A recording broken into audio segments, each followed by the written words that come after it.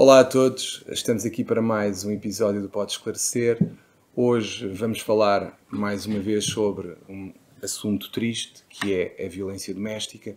Vamos estar aqui com a Sra. Comissária Dantier, que é coordenadora de policiamento de proximidade no Comando Metropolitano de Lisboa, e com o Dr. António Castanho, que é psicoterapeuta e é também o nosso coordenador para a saúde mental no Conselho Regional de Lisboa.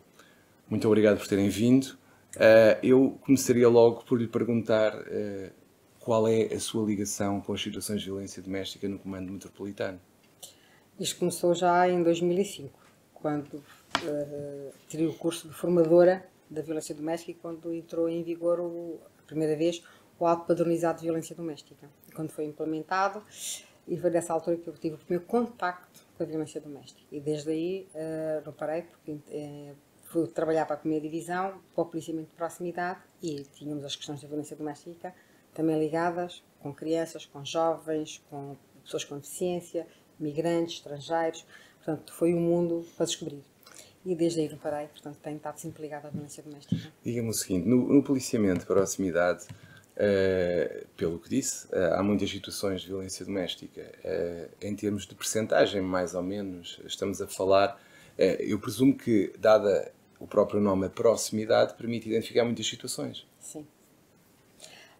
Porque ou estamos num incidente, quando havia sentidoso ou alguém que manda uma carta, ou agora é mais e-mail, a denunciar uma situação de violência doméstica, vamos averiguar. Nos incidentes vai o carro de patrulha, que vai ao local e vai verificar a situação de violência doméstica. O que são incidentes? Desculpa. Incidentes é quando há uma chamada via 112. Okay. A dizer que, olha, aqui uma disputa familiar, há uma briga, há vidros a partir, coisas a partirem-se, venham cá, uma confusão naquela casa.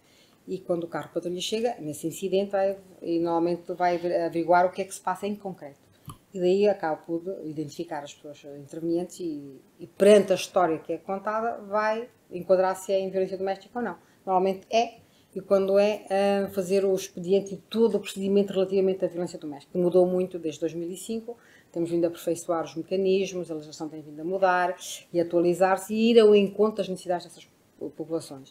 Nesse incidente, poderá surgir uma detenção, reputando-se a flagrante delito ou não, do cidadão agressor ou da cidadã agressora, e a proteção depois das vítimas, quer a vítima adulta, quer as vítimas crianças. E diga-me uma coisa, relativamente às situações, aos tais incidentes que referiu, normalmente quem é que chama? É a própria vítima? São vizinhos? Vizinhos, às vezes são os filhos menores que chamam, e às vezes a própria vítima. Ou outros familiares, por de alguma maneira pode mandar uma mensagem para alguém e essa pessoa chamar via 112 o pedido de auxílio. Mas há várias formas. Por norma, costuma ser as pessoas que estão dentro daquele agregado familiar, alguém que chama. Quando não há ninguém que possa chamar, normalmente são os vizinhos. Mas a maioria das situações é de dentro do agregado, é isso? Sim, sim. A própria pessoa, a vítima ou pessoas ligadas à vítima, sim. E apercebe-se, por exemplo, ou percebem-se, quando chegam ao local, uma vez que nas situações de violência doméstica, algumas vezes, ou a maior parte das vezes, mas aí o António corrigir-me-á, haverá uma vinculação psicológica. Não há de alguma forma uma coação do agressor ou da agressora que depois faz com que aquilo afinal seja outra coisa qualquer, ou tentem disfarçar? Sim, daí que é importante recolher informação adicional com os vizinhos, para tentar perceber se houve ruído. Então, só para nós percebermos, na prática, exemplifique-me o que é que vocês fazem. Vocês são chamados, chegam ao local e depois? Depende da situação, como é relatada. Se é uma situação de urgência, está a acontecer, venham depressa, há algo, ou há um historial daquela situação, porque há situações de violência doméstica que são repetitivas e os agentes já conhecem e já sabem, é naquela casa, é perigoso, vamos a correr, ou é numa zona complicada. Então os agentes vão a esses incidentes. Quando chegam lá, batem a porta. Abrem ou não abrem a porta? Normalmente abrem a porta. Normalmente quem abre a porta é o agressor. E o agressor, eu falo agressor masculino, mas não quer dizer que seja. Abre a porta e diz que não há nada, que foi só uma disputa familiar e que não há nada. E os agentes têm a obrigação de falar com as pessoas que estão lá dentro. Porque se não nos deixarem entrar, nós temos que depois arranjar outros mecanismos para irmos chegar à vítima. Porquê? Porque se nós estamos a ver o agressor diz que não há nada, mas não tem o outro lado, portanto, da vítima, o que é que se passa das outras pessoas que estão naquele agregado familiar. Quando se chega, às vezes, ter com a vítima diz também que não é nada. Porquê? Porque está coagida pelo Certo. agressor a dizer que não vai dizer nada. E o que é que nós registramos na mesma que houve aquela chamada, mas tentamos depois, logo no primeiro momento, tentar falar com a vítima sem estar na presença daquele agressor. Porque se naquele momento ela está coagida, não nos quer dizer, a não ser que nós, a equipa que chega, encontre visivelmente indícios de que aconteceu um crime. E aí depende das pessoas, a reação das pessoas. Indícios, por exemplo, notas negras, sangue, roupas rasgadas, portanto, mas às vezes só houve uma disputa verbal, portanto, não houve agressões, e não se vê coisas partidas no chão, e realmente eles que chegam lá e vêm não conseguem perceber-se que houve uma disputa grande, mas que houve qualquer coisa. Se for algo grave, sim, eles tentam levar a dizer, então vamos para a esquadra, vamos resolver a situação na esquadra. Vão ou não vão? É fácil, por exemplo, antes de continuarmos para a esquadra, mas é fácil isolar a vítima e falar com ela nessas circunstâncias? Temos que usar uma estratégia. Portanto, há dois agentes, nós precisamos muitas vezes ter mais do que dois agentes, porque se há crianças, uns ficam com o agressor, outros ficam com a vítima, outros ficam com as crianças.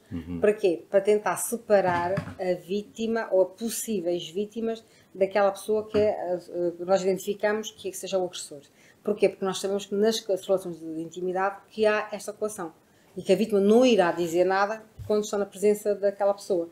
Portanto, é muito importante nós conseguirmos falar que ela não seja coagida ou de alguma forma condicionada para falar.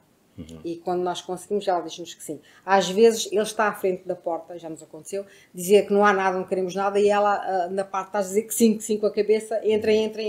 Portanto, e é nesse sentido que nós tentamos, porque é muito importante nós entrarmos na habitação e vermos o estado que aquela habitação está, em que condições vivem aquelas pessoas.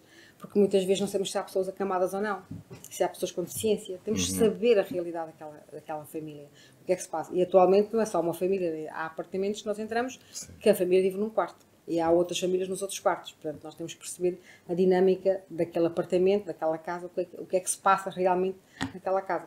Particularmente aquelas pessoas que nós consideramos que estão em situação de especial vulnerabilidade. São as vítimas de violência doméstica, normalmente as mulheres, a maioria, mas as pessoas com deficiência, as crianças e as pessoas idosas. Essas chamam-nos logo a atenção. E é muito importante nós tentarmos perceber quem vive naquela casa, quem vive naquele quarto, quem são as pessoas envolvidas.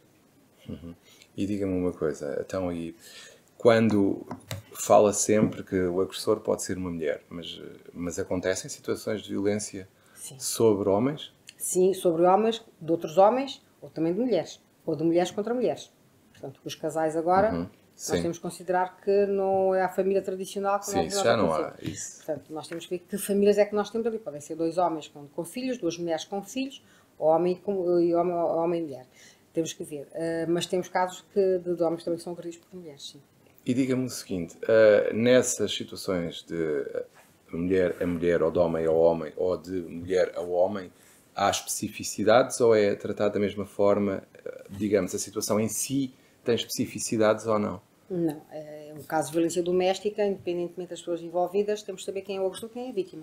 Bom, e quando é, por exemplo, uma das coisas que eu tenho ouvido falar muito é que quando é o homem num casal heterossexual, fica sempre com alguma dificuldade em relatar o sucedido, sente-se envergonhado por ter permitido uma situação de violência doméstica. Sim. Tal e qual como há vergonha as mulheres relatarem a sua intimidade de que foi vítima de violência doméstica, os homens também vítimas de violência doméstica também têm muita dificuldade, têm muita vergonha, é verdade.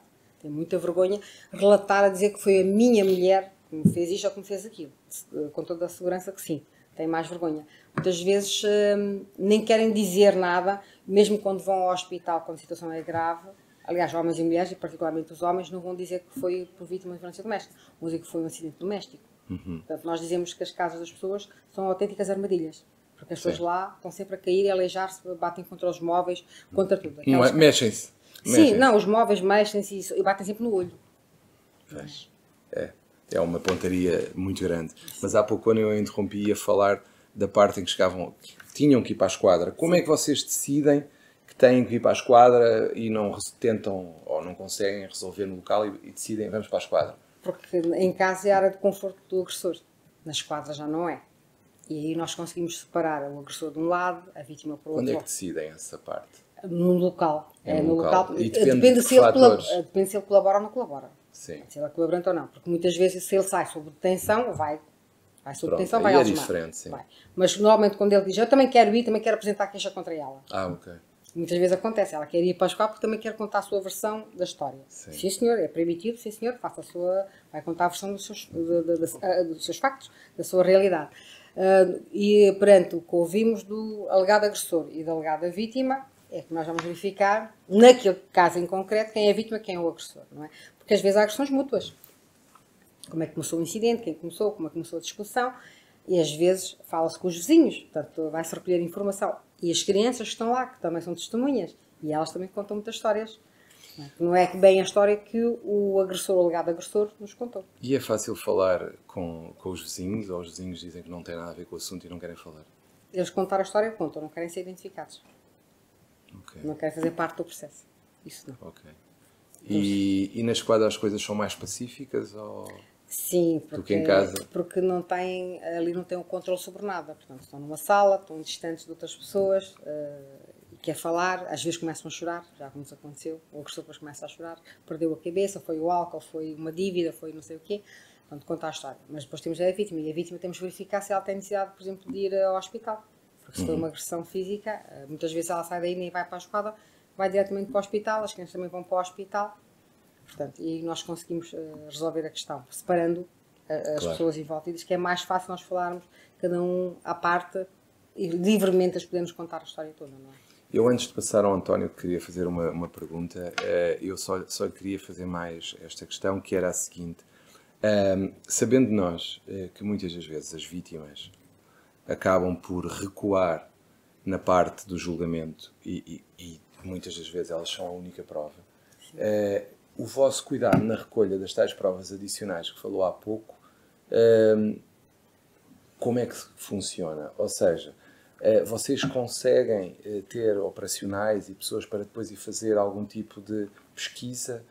O que é que costumam fazer? Qual é que é a atuação tipo da PSP, por exemplo, neste caso? No incidente, logo quando acaba o incidente, logo quando acaba. E se nós temos vestígios materiais, portanto é um crime de cenário, se há coisas partidas, roupas rasgadas, coisas partidas, por exemplo, muros nas portas com buracos, nós precisamos fotografar imediatamente isso. E se a vítima está com roupas rasgadas, está ensanguentada, nós também temos que fotografar imediatamente isso, com o consentimento da vítima. Sim. Depois perguntamos à vítima, por exemplo, se tem conhecimento que ele tenha armas de fogo ou outras armas, que é imediatamente fazemos uma busca e apreensão desses materiais, desses objetos, logo de imediato.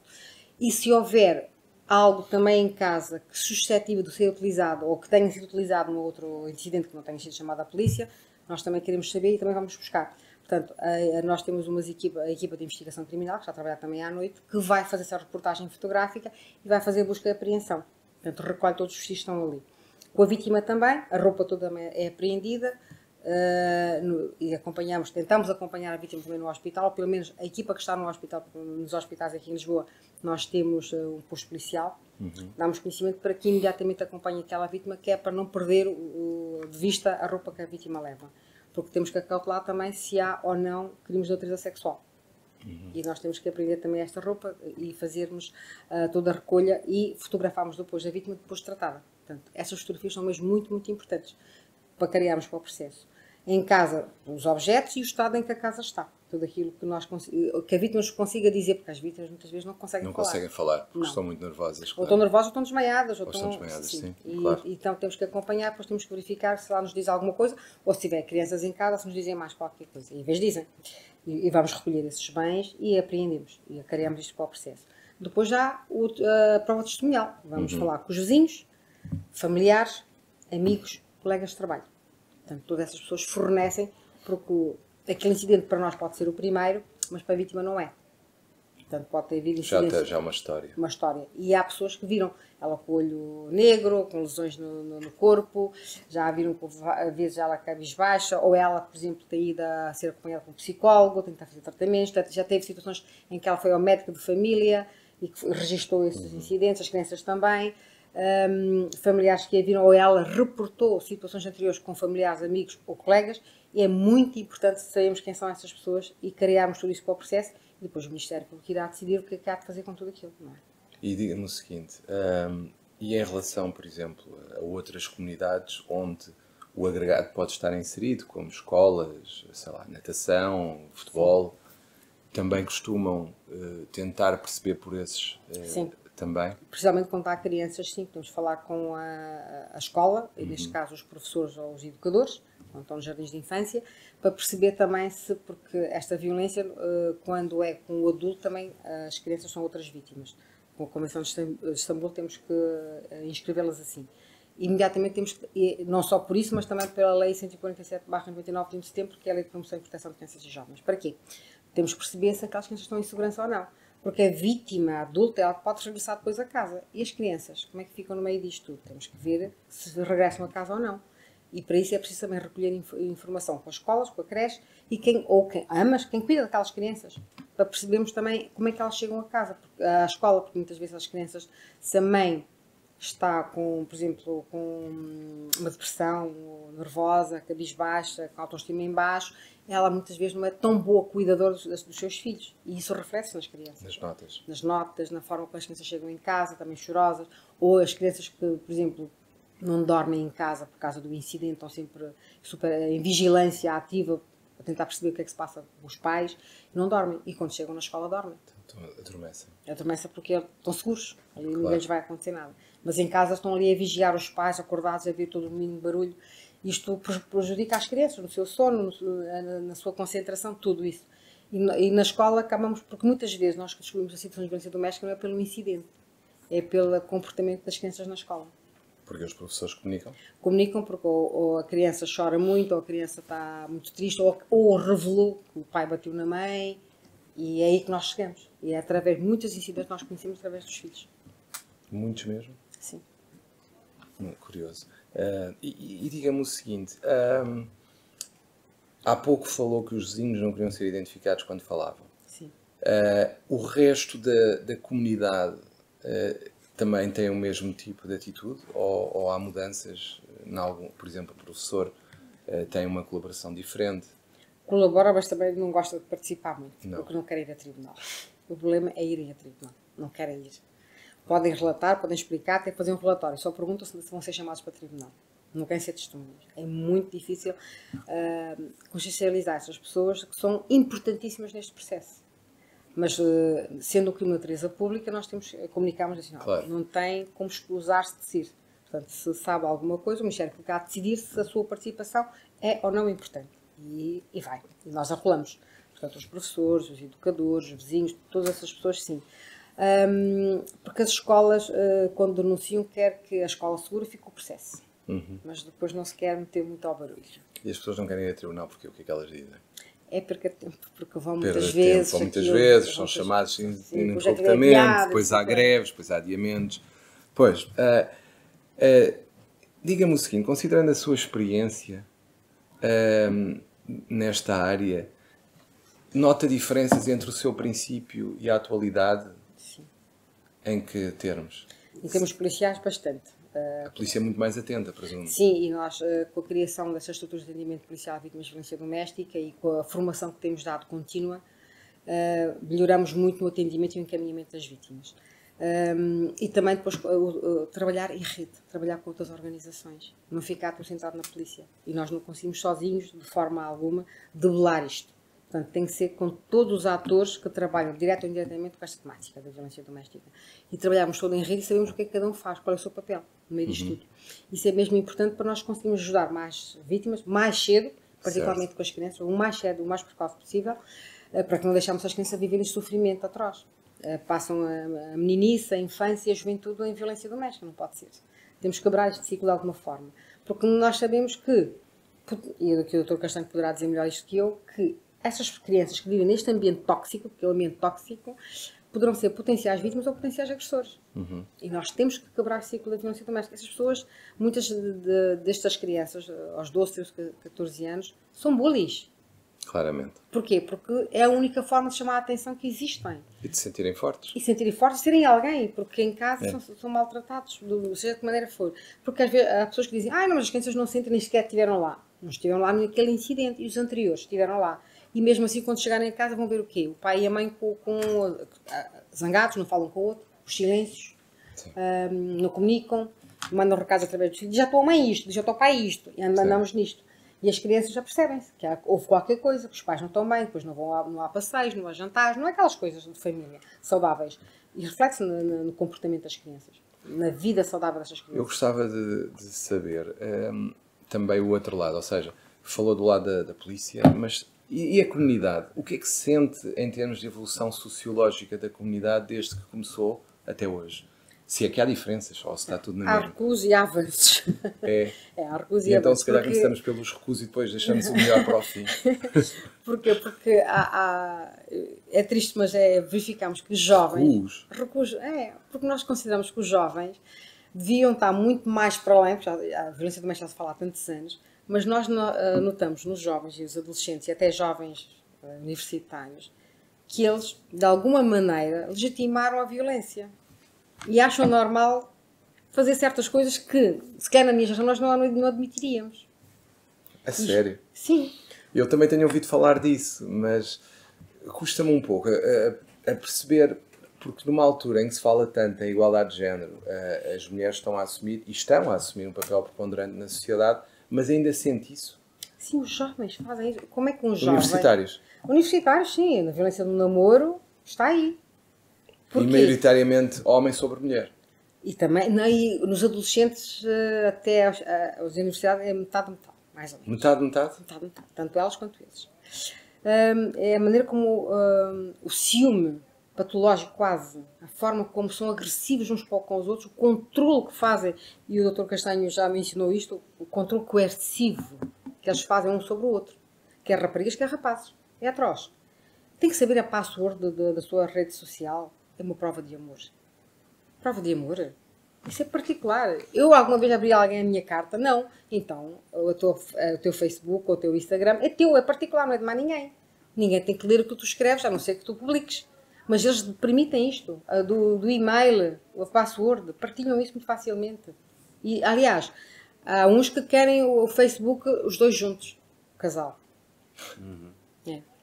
Então, mas não é cada um o seu, que tem os seus amigos, cada um vem de origens diferentes, não. Temos que ficar todos iguais, porque aqui nós temos que esconder nada a ninguém. E depois criam perfis falsos. Provavelmente, mas pronto, isso é outra história, isso é outro campo. Mas eles não...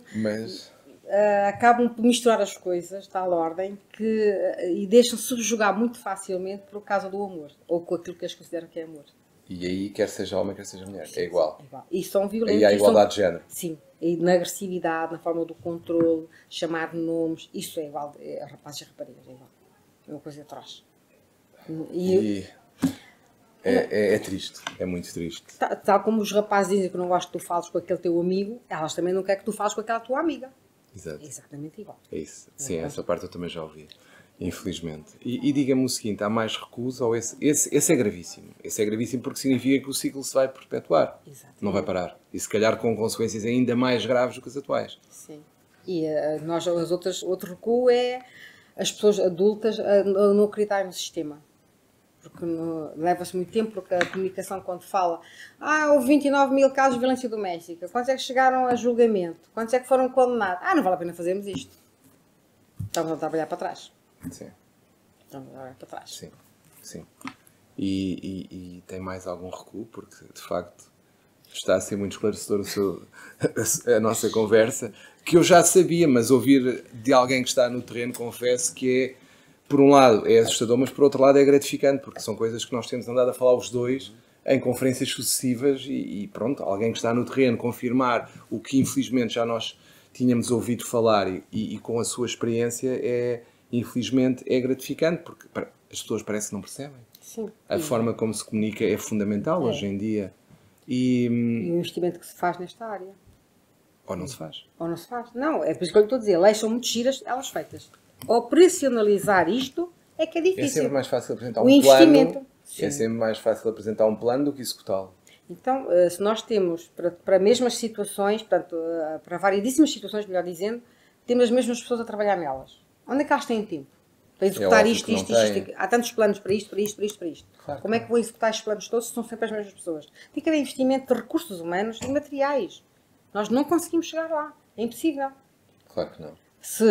Eu falo, por exemplo, do policiamento de proximidade. As minhas equipas estão extenuadas. Sim, só que o policiamento de proximidade tem que ser de proximidade, e para ter proximidade tem que ter pessoas. Pessoas e recursos materiais. Sim, claro. Mas agora, atender violência doméstica, crianças, jovens, tudo isso, depois temos outros programas que vêm aqui, é tudo sempre dos mesmos.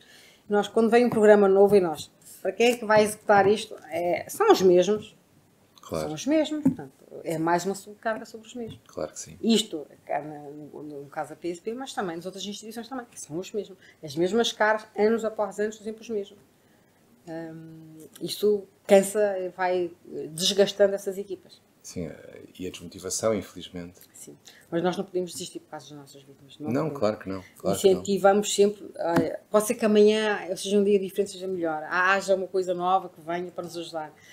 Mas nós sabemos que vamos tendo essa esperança. Vamos tendo essa esperança. Então, já falou dos recuos. Tem mais algum recuo que queira dar? Ou então passamos já para os avanços. Também vamos falar de coisas mais alegres. Não, com a legislação... Mais encorajadoras. Sim. Não é alegres, mas encorajadoras. Há um avanço que eu tenho que falar. Diga.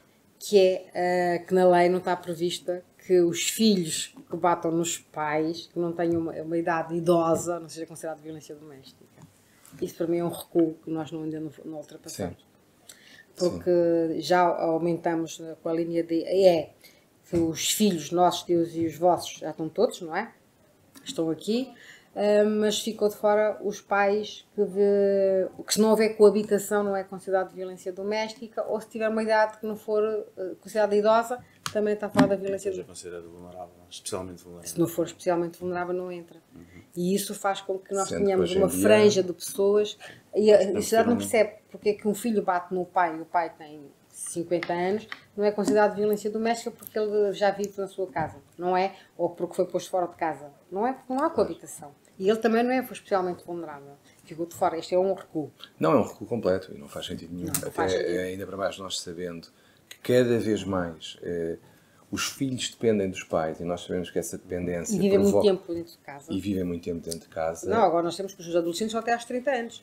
Ou mais? Ou mais. Parecem os jovens agricultores há algum tempo. Jovens, sim. São jovens, sim. São jovens mais tempo. Mais tempo, até aos 30 anos, e não têm vida organizada. Estão na casa dos pais, os pais pagam tudo em casa e eles, se ganharem o dinheirinho que ganham, é só para eles. É só para eles. Mas depois maltratam os pais em casa. Exatamente. Mas depois vamos falar de violência doméstica? Não. Há coabitação, mas os pais não são especialmente vulneráveis. Como tal, não entram no esquema. Sim, não faz sentido. Não. Esse é um dos recuos que eu tenho. Já me estava a esquecer, mas é isto muito importante.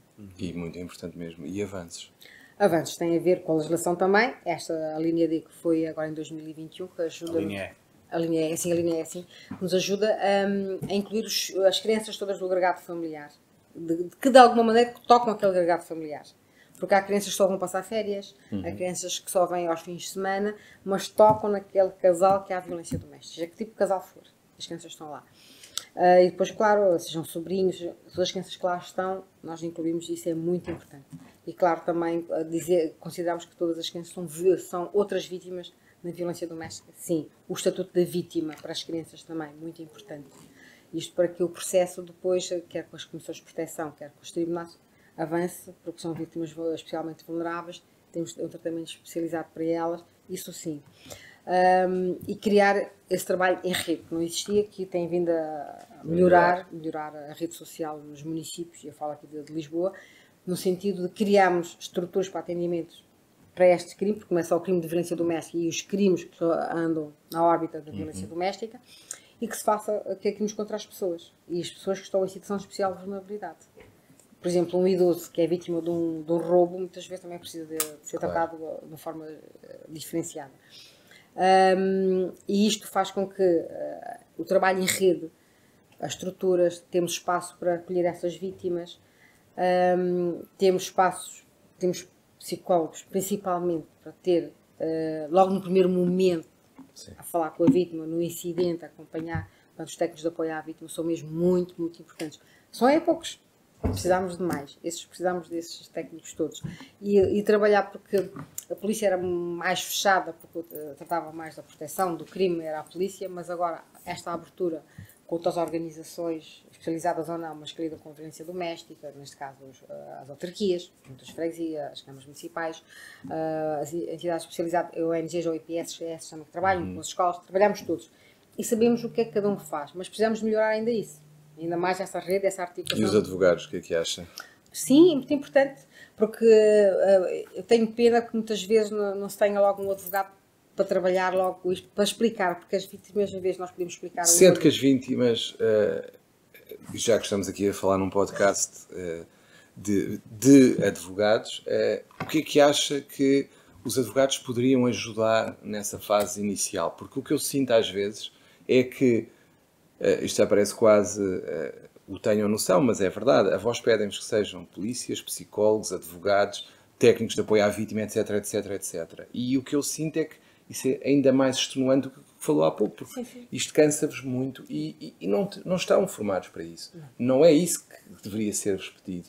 E concretamente, em relação ao advogado, o que é que acha que melhoraria, por exemplo? Temos o advogado porque há parte processual que a vítima precisa que alguém a ajude a fazer o processo de tramitação, a resolução das responsabilidades parentais, o processo todo da violência doméstica, os seus direitos, como é que ela vai exigir os seus direitos, se alguma coisa não correr bem, a quem ela socorrer, a quem vai pedir ajuda. Claro.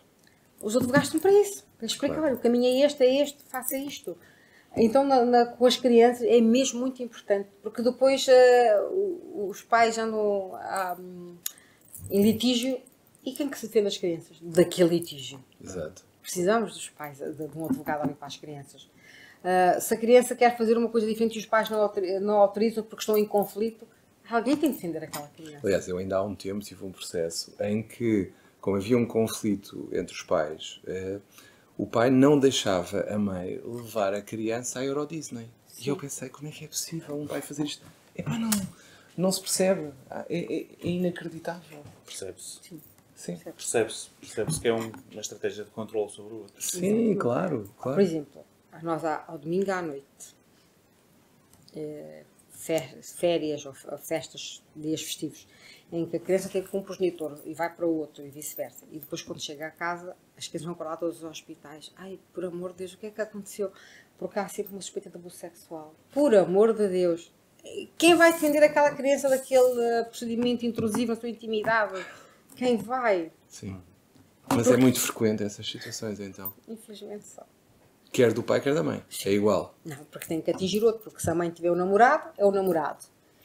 Ou vice-versa. Se for a mãe, é a namorada, o namorado. É alguém. Eles têm que atingir-se um ao outro. Isto é muito triste. E utilizam a criança nisto. E a criança vai parar ao hospital. Ora, quando há suspeita de abuso sexual, é muito intrusiva da intimidade daquela criança. Claro. Devíamos ter alguém para dizer, não, para aqui. Primeiro ouvir melhor isto para falarmos isto. Mas tem que ir para o hospital. E isto, pós-miúdos, é terrível. É terrível. Quando os pais estão em litígio, é terrível. Porque a violência doméstica muitas vezes já está sanada, até está resolvida. Não quiseram mais nada disso. A única coisa que querem é atingir-se um ao outro. Só isto. Queres acrescentar, António? Sim, e é para já dizer que, obviamente, estamos perante uma pessoa que tem muita especialização, o que não é preciso dizer que o Comissário Dantier é uma das referências da PSP nesta área, portanto, aquilo que ela fala com muita capacidade. Eu temo que esta especialização, embora tenha acontecido durante...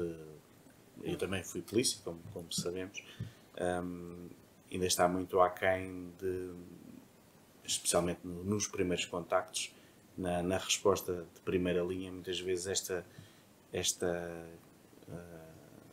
recolha de prova, esta proteção da vítima, carece de especialização muito intensa de todos os profissionais, não só das forças de segurança, mas especialmente das forças de segurança, que normalmente são aquelas que são chamadas a acorrer aos locais. Fez estes recuos, estes avanços, claramente, nos últimos 20 anos, que foram progressos significativos, alguns recuos, algumas indecisões, mas eu gostava de saber a percepção da Comissária Dantier. Estamos aqui a falar de uma área privilegiada, Lisboa, não é? Que tem redes. A Comissária Dantier falou das redes, falou das parcerias, falou de tudo isto. Estamos aqui a falar do centro nevrálgico, diria, da capital. Como é que isto é percepcionado pelo país fora? Ou seja, eu sei que está aqui centrada, portanto, nesta tal zona privilegiada. Qual é a sua percepção sobre a resposta que existe em termos de especialização dos profissionais. Estarão todos os profissionais atentos a todos esses pormenores, apesar de existir o manual de atuação nas 72 horas. Essa capacitação está...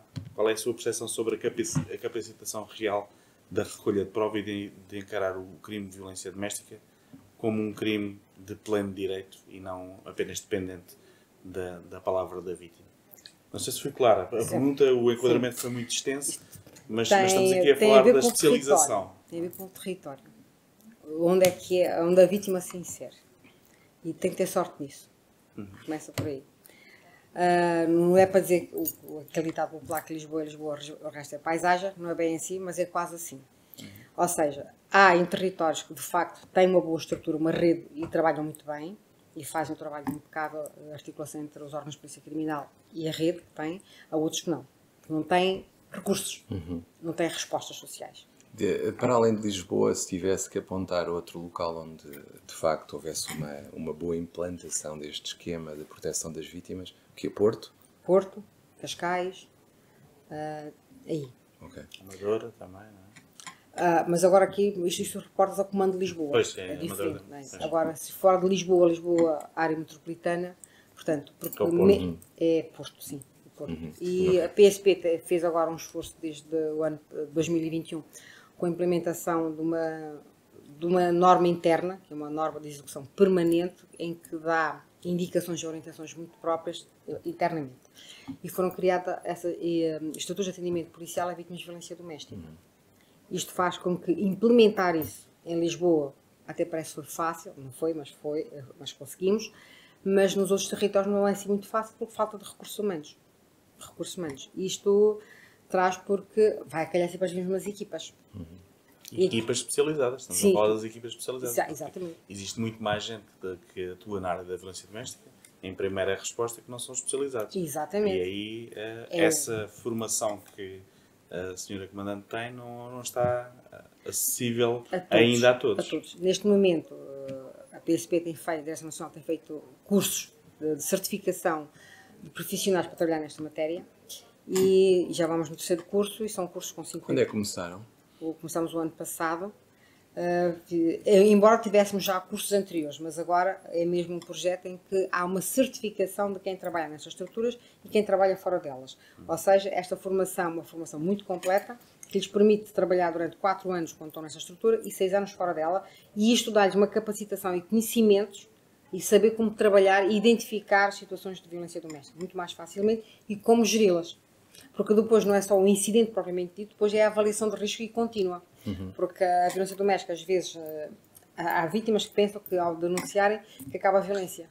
Então, pegando agora no que está a dizer, e para não perdermos o fio à meada, eu queria lhe perguntar, então, imagine, eu sou vítima de violência doméstica, o que é que eu devo fazer?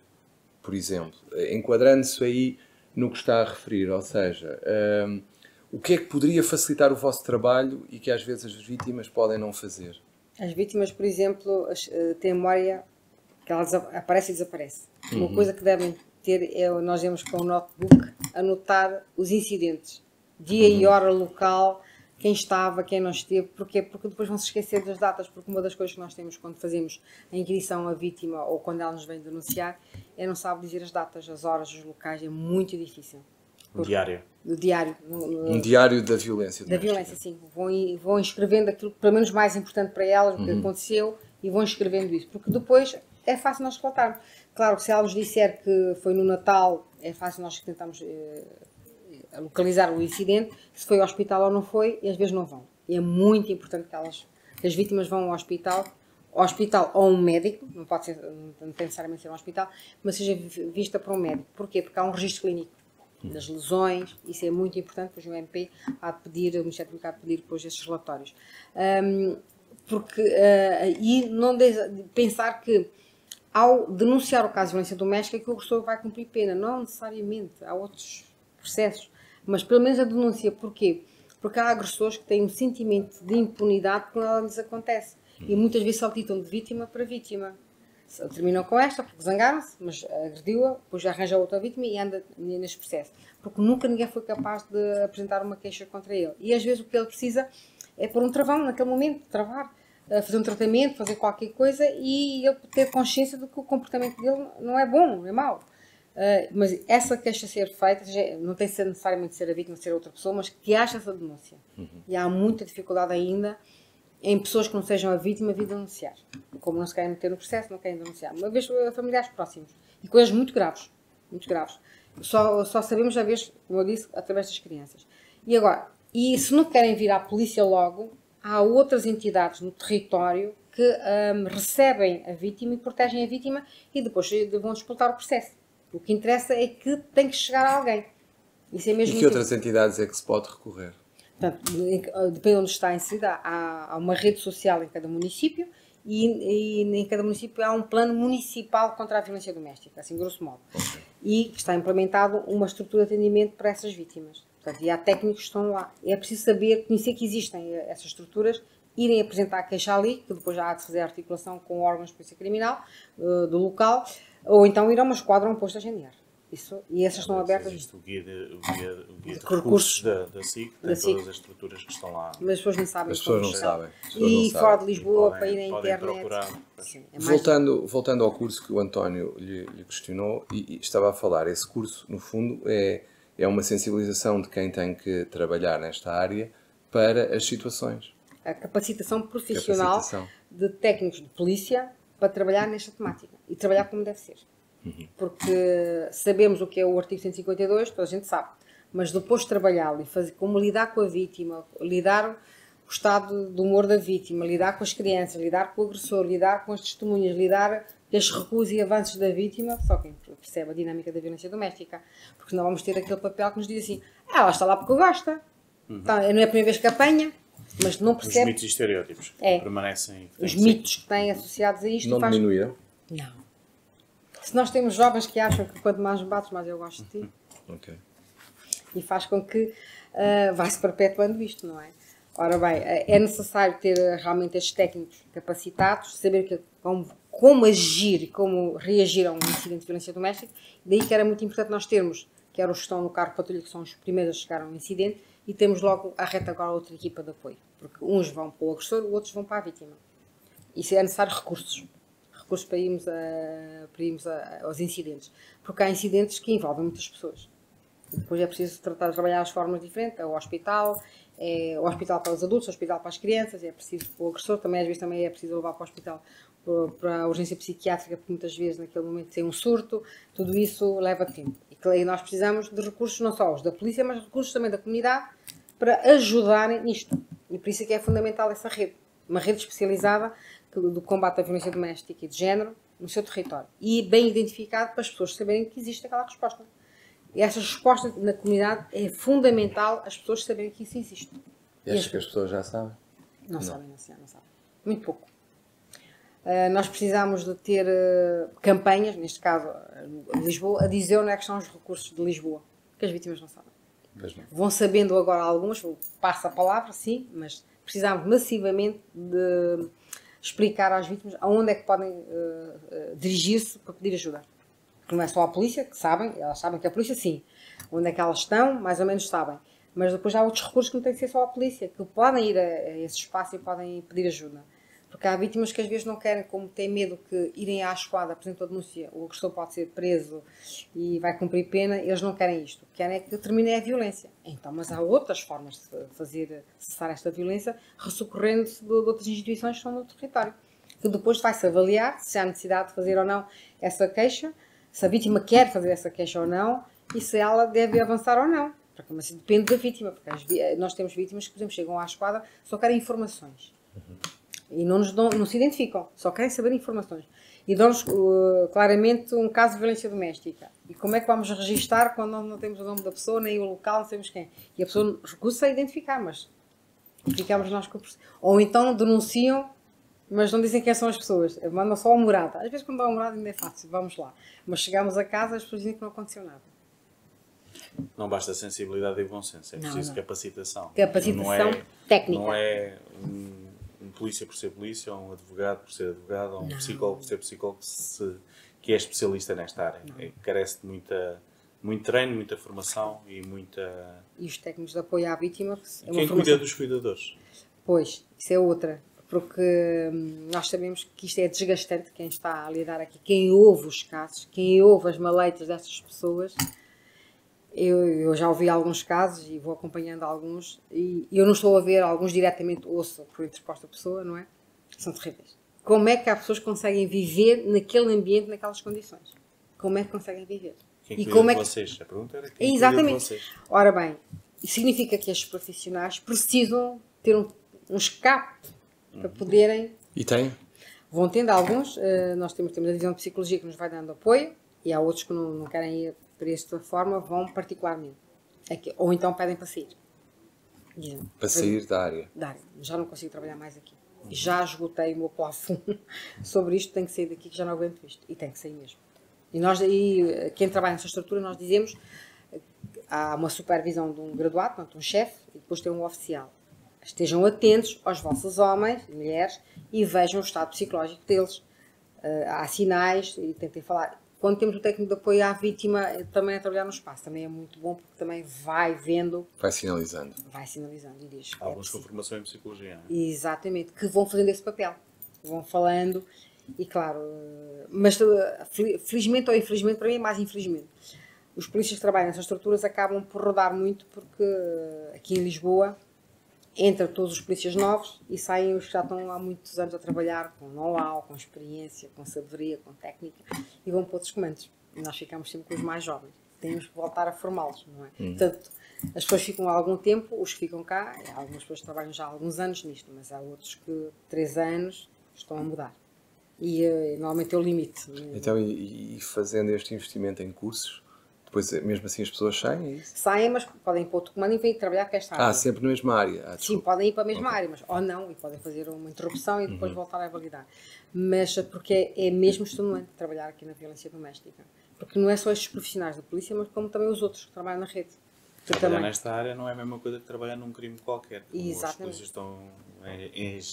Os polícias genericamente estão habituados ao furto, ao roubo, ou outra situação qualquer em que é um momento de intervenção e desaparece da vida deles, a não ser quando são depois... Não, aqui não, porque muitos deles acompanham, por exemplo, a queixa é feita neste espaço, por exemplo, aqui no Reato do Campo de Justiça, mas depois nós, em Lisboa cidade, mandamos para o território onde a vítima vai ficar ou reside, para fazer o acompanhamento pós-vitimação e para fazer a avaliação de risco e gestão de risco. Muitas vezes, aqui foi só a porta de entrada de qualquer coisa, mas depois o que vamos acompanhar no seu território onde vivem as pessoas é terrível. Já é aí que nós vamos saber que outras coisas estão por trás. Fazendo a localização da situação. Da situação, sim. E vamos recolher mais informação e acompanhar a vítima e tentar ajudá-la no sentido de encaminhá-la para os sítios e para as respostas sociais que há na cidade, porque melhor que ninguém são os polícias da proximidade que conhecem as respostas que têm no seu território. Normalmente estamos muito articulados com as juntas de freguesia, porque tem a ação social. Se é um freguês daquela freguesia, é a junta de freguesia a primeira porta que se vai bater. Ou então a Santa Casa, isto é normalmente em sintonia, ou vai à Santa Casa ou vai à junta de freguesia ajudar aquelas vítimas. Depois é ver o apoio psicológico, alimentar, quando é para mudar de habitação, se é habitação social ou não, se há facilidade ou não. Em Lisboa há um protocolo, e alguns municípios também têm, um protocolo com organizações especializadas da violência doméstica, com apartamentos para as vítimas, e já a maior parte estão ocupados, porque tem-se desdobrado, as vítimas têm que estar, e é por 1 ano, máximo 2 anos, para as pessoas depois se reorganizarem, porque às vezes é só o tempo do processo decorrer, terminar, e a pessoa autonomamente consegue fazer face a isto. Eu tenho condições para fazer, há outras que não. Por exemplo, uma pessoa idosa, sim. Essa aí é mais difícil, não é? Mas agora... Parece-lhe que, aliás, até foi uma pergunta sugerida pelo António, parece-lhe que o género do agente tem influência nestas situações? Em que termos? Tem, porque as vítimas, pelo menos nós tentamos que no espaço tenha sempre um homem e uma mulher. Porquê? Porque a vítima pode ficar condicionada a quem prestar declarações ou prestar o depoimento. E isso é muito importante, porque se entrarmos na natureza sexual... Mulher com mulher, então? Mulher com mulher, assim. Sim. Mas depende da vítima. Há vítimas que olham para um polícia, é um técnico de polícia, não está a pensar no género. Portanto, e falam naturalmente e estão à vontade, mas há outras que não. Principalmente quando são mulheres com mais idade. Têm mais dificuldade em relatar a sua intimidade. Um polícia ainda muito mais jovem, que tem a idade de seu neto ou filho, quando tem mais dificuldade em relatar isso, não é? E isso é importante que haja sempre o género masculino e feminino, de forma que a vítima possa escolher. Mas na polícia não temos assim tantas mulheres como gostaríamos de ter. O próximo curso acho que vai ser assim muitas mulheres. Era importantíssimo que elas pensem trabalhar para a área da violência doméstica, mas nem todas gostam de vir trabalhar para esta área. Não. É difícil captar para vir trabalhar para aqui. Porque é muito pesado psicologicamente. É extenuante. Aliás, os polícias também têm história. Sim. Não é? E, portanto, eu diria que para trabalhar nesta área também têm que resolver os demónios deles às vezes, porque Sim. os carregam. Alguns terão sido vítimas enquanto crianças. E não conseguem depois, não têm aquela lógica. Conseguem, mas podem estar influenciados. Influenciados, enviesados, e isto tem impacto na forma como nós lidamos com as situações. Nós podemos, se nós não tivermos formação específica nesta área, não resolvermos internamente os nossos conflitos, podemos confrontar-nos com uma situação, seja de violência doméstica ou outra, e estarmos emocionalmente mais afetados, o que determina depois a forma como vamos lidar com o caso. Não é? O que se pede a um agente da PSP é que seja imparcial e que faça a investigação.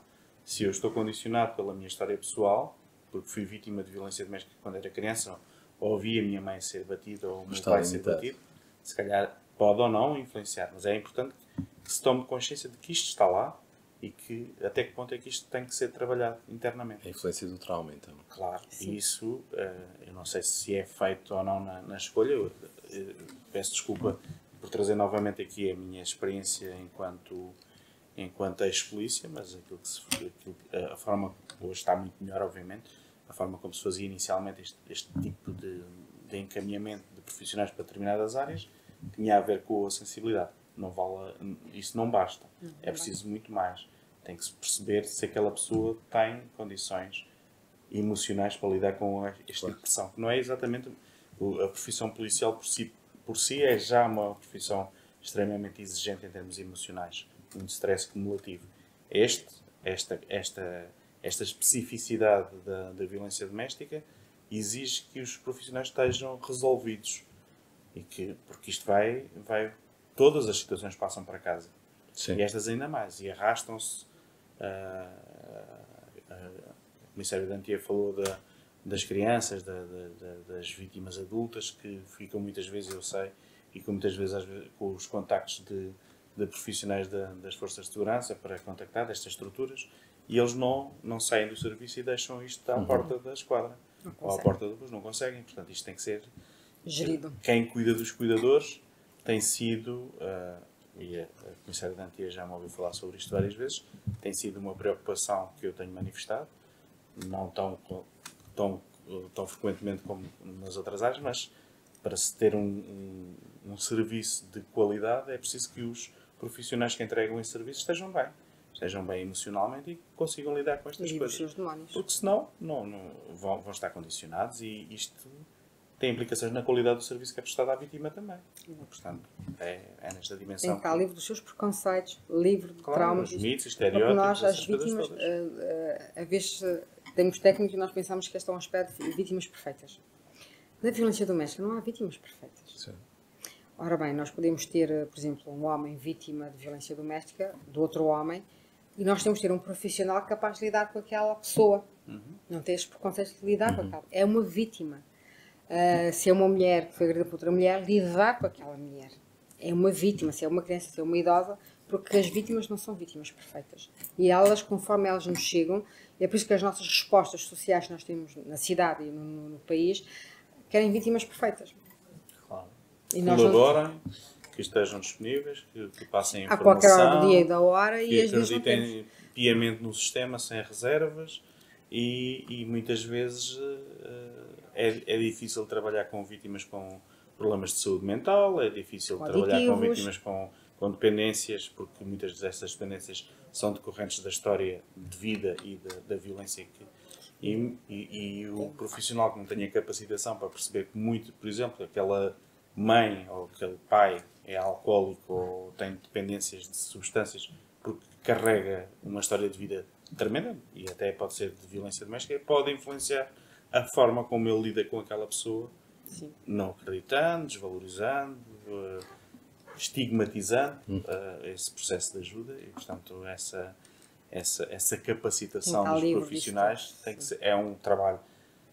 Fico muito agradado, eu já não estou no Ministério, mas que existe este curso de 140 horas. Sim. Mas é importante também que não nos possamos esquecer, ou não nos esqueçamos que a maior parte das vezes os primeiros contactos que as vítimas têm não são com estas estruturas especializadas. Não, é com o carro a maior patrulha. parte das vezes é com o carro patrulha, com os profissionais que são generalistas e que não têm formação específica nesta área e precisam ter o mínimo de formação para reconstruir e construir o seu pensamento sobre a violência doméstica.